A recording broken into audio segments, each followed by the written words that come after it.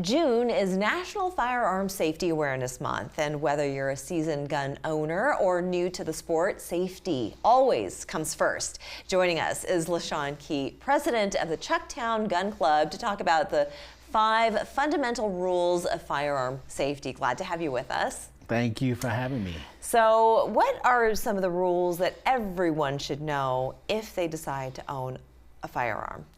Well, we like to say there's 5 general rules. You can kind of come up with other ones, but these 5 rules will kind of encompass everything that you're doing. So the first rule is number one, assume that any firearm that you see you come in contact with is loaded.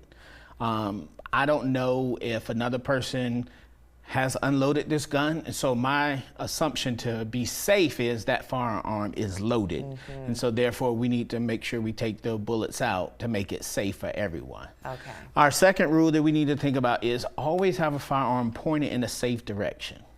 Okay, because we know where the barrel is and the bullets go out, we want to make sure we're not pointing that at anything that we do not intend to harm or hurt or anything Indeed. like that.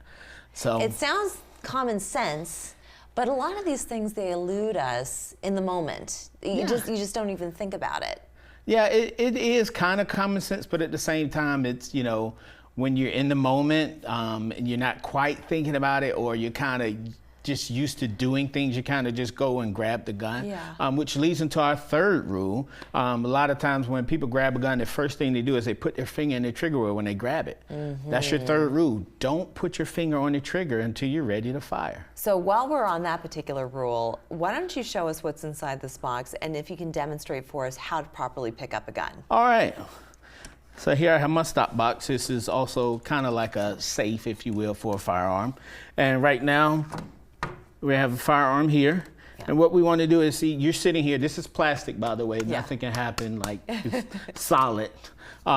But as you see, I'm holding it and I'm pointing it down because this is the safest direction. If I point it like my finger is, it's pointing at you. Right. If I point it this way, it's pointing at me. And so we don't want to do that. So we want to always hold it in a safe direction. Okay.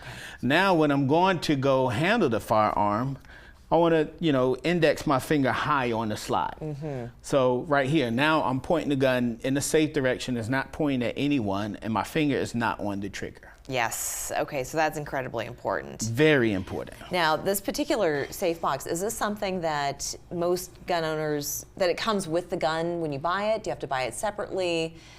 I mean, how do you ensure that people are storing their guns safely if they don't have a whole, gun safe? Well, this particular box does not come with your firearm. With most firearms today, they do come with a trigger lock. Okay. I think all of them are required to come with them. And that's one safety element that people can use. You can put the trigger lock in it, and it comes with a key so that you can keep it locked up. Okay. This manufacturer is a stop box. It's completely separate. And we do recommend that people either get a safe or some type of lock mechanism type of box where they can store their firearms. Yeah, and before we get to the other 2 rules, let's talk about children's safety, because we're hearing far too often, especially guns that are kept inside, say, a glove compartment inside the car.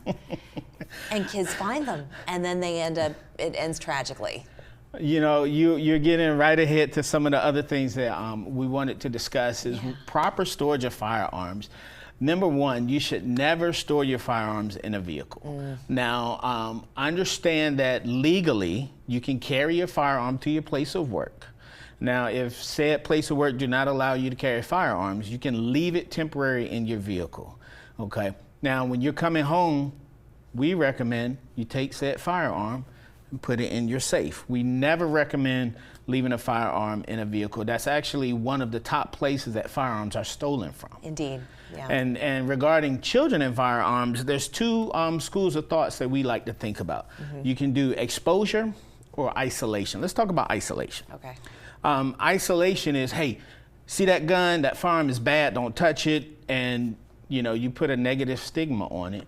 And in today's culture, that can be misleading and potentially harmful for children or others. Okay. So I don't believe in isolation. I believe in education. Yeah. I think we should be teaching our children, hey, look, this is a firearm. Anytime you see one, you need to stop first and foremost. That's right. And get an adult. So we only have about 20 seconds left. Okay. We're running out of time. And I just want to make sure that we get to the certification and the constant education that one should engage in if they decide to continually own a firearm. Yes, we do recommend everyone get their CWP, get training for a firearm, and we do have training. Chucktown Gun Club does do continued training. We meet every other month and have training events, and we go over the basic firearm fundamentals so that we know that people are getting trained, that they're safe with their firearms, because that's the most important thing that we want. Chucktown Gun Club, that's where you need to go. Thank you so much, LaShawn. Thank you. Great to see you. We're back after this.